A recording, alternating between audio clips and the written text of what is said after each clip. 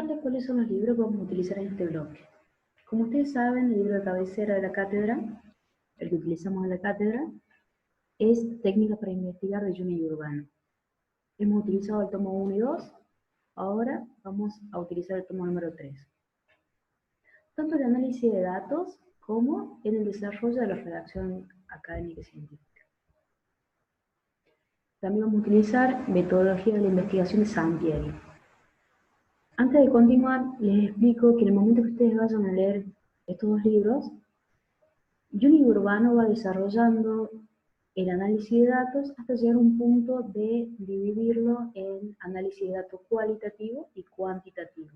Mientras que el libro de metodología de la investigación de Sampieri lo que hace es ir desarrollando directamente la investigación cualitativa y cuantitativa hasta llegar a un punto donde tenemos el análisis de datos cualitativo y el análisis de datos cuantitativo.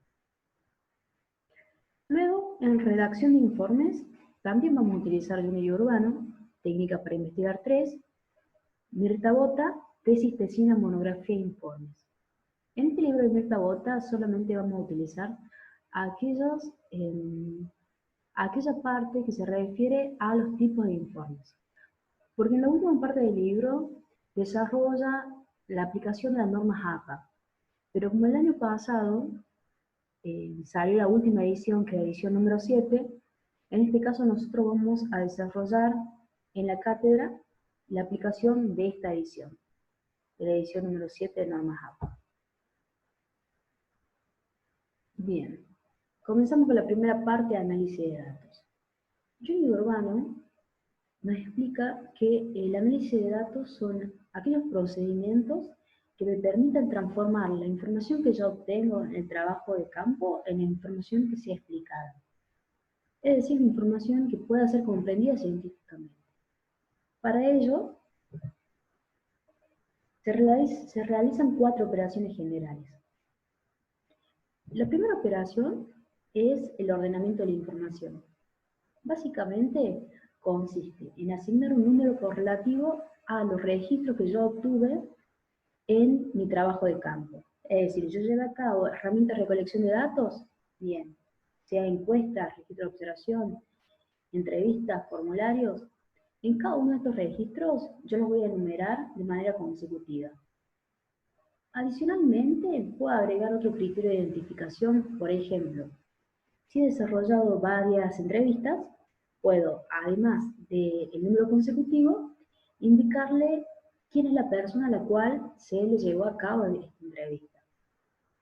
También podemos mencionar fechas, lugares, qué persona ha llevado a cabo la recolección de esta información. En segundo lugar, lo que tenemos es la codificación de la información. Esta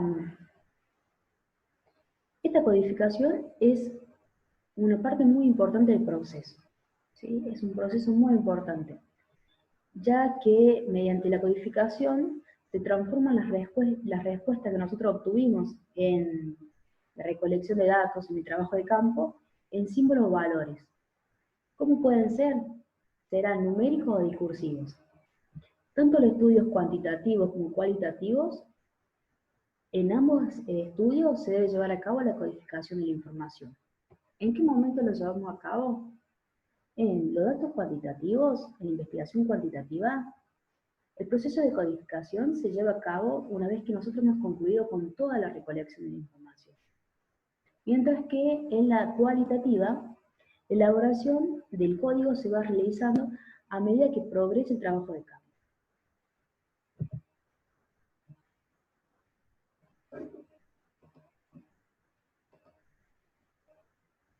Bien, en los datos cuantitativos, el investigador tiene que desarrollar una clave de códigos que le permita operar la información. Estos códigos consisten en transformar las observaciones en números que puedan ser manipulados estadísticamente y luego poder analizar las regularidades que hay entre estos números. Mientras que en la investigación de naturaleza cualitativa, el tipo de información que yo obtengo en mi trabajo de campo es una información de tipo discursiva. Por lo tanto, el proceso de codificación que se llevará a cabo es una reducción de los datos y además vamos a extraer el significado de esos textos. Una vez que ya elaboramos las claves de códigos, vamos a proceder a llevar a cabo lo que se denomina un libro de códigos. Acá tenemos un ejemplo de un libro de códigos. Este ejemplo lo tomé de Juni y Urbano. Como verán, tenemos varias columnas. La primera columna contiene la descripción completa y clara de cada variable y de todas las variables. La segunda columna es darle un nombre a esa variable. La tercera columna es un listado de todos los posibles valores, todos, que cada variable va a adoptar. Y la cuarta columna es en la que cada variable está codificada para cada unidad de análisis. En el tercer paso, que va explicando Junior Urbano, es la compilación, carga y tabulación de datos, en la cual se inicia una sistematización de la información obtenida en trabajo de campo y realizamos una base de datos. El cuarto paso es el análisis de datos en sí. El análisis de datos consiste en la manipulación y la transformación de todos estos datos que nosotros hemos obtenido en el trabajo de campo a través de mis herramientas, de tal manera que esta transformación me permita que tanto mi marco del problema, los objetivos y las hipótesis que se han planteado en la investigación adquieran un significado. Para que ellas tengan este significado, el investigador lo que debe hacer es poder interpretarlas. Entonces podemos decir que la actividad principal que va a realizar el investigador en esta fase es lo que se denomina el procesamiento de esta información. En el caso de análisis de datos cuantitativo, tenemos muchos procedimientos y técnicas, ¿sí? Pero casi todos se basan en técnicas estadísticas. Digamos, es la mayor y la principal herramienta que tenemos para analizar los datos de esta naturaleza. Mientras que en el caso de los datos cualitativos, también tenemos gran variedad de técnicas y procedimientos, pero es muy importante la visión y el conocimiento que tiene el investigador en este tipo de análisis de datos. En el caso de, vamos a ver primero el análisis de datos cuantitativo. La naturaleza de este tipo de análisis de datos me permite que, desde el punto de vista lógico, el análisis de datos progresa desde un nivel descriptivo, explicativo, pasando por el análisis de las relaciones que tienen estas variables. Este análisis, este carácter progresivo que tiene este tipo de análisis de datos cuantitativos, distingue, o me permite distinguir el análisis univariado y el análisis bivariado.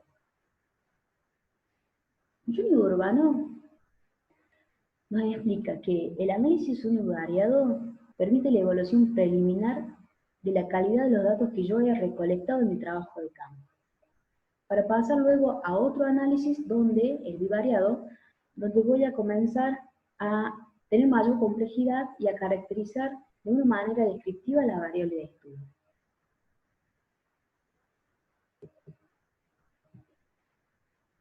En mi análisis bivariado, una vez que conocemos el potencial de cada una de las variables, comenzamos con este tipo de análisis donde se trata de descubrir y describir la relación entre dos variables.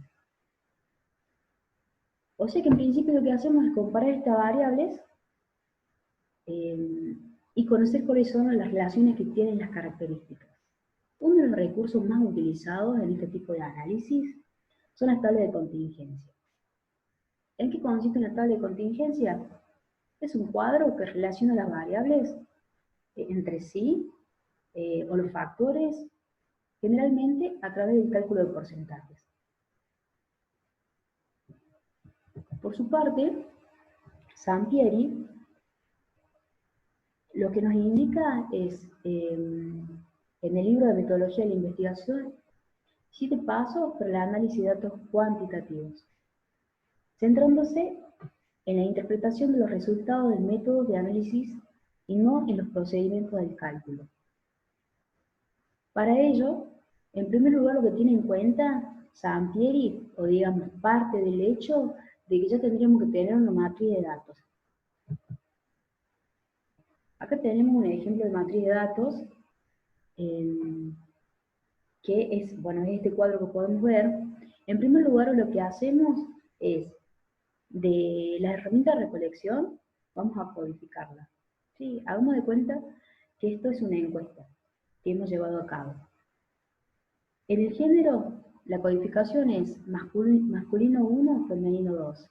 Color de pelo, rubio 1, castaño 2, pelirrojo 3.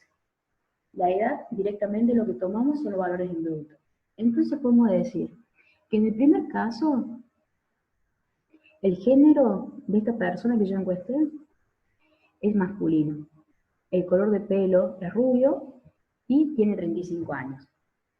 Es decir, nosotros vamos armando toda esta matriz en base a la información que hemos recolectado. Una vez que ya tenemos esto, Sampieri nos indica que tenemos que seleccionar un software. Por ejemplo, en el paso número 2 nos indica algunos software estadísticos, como el SPSS. En el paso número 3, que consiste en la exploración de los datos, se lleva a cabo un análisis de estadística descriptiva para cada una de las variables de la matriz que yo ya armé, recordemos el cuadrito, y luego para cada una de las variables del estudio.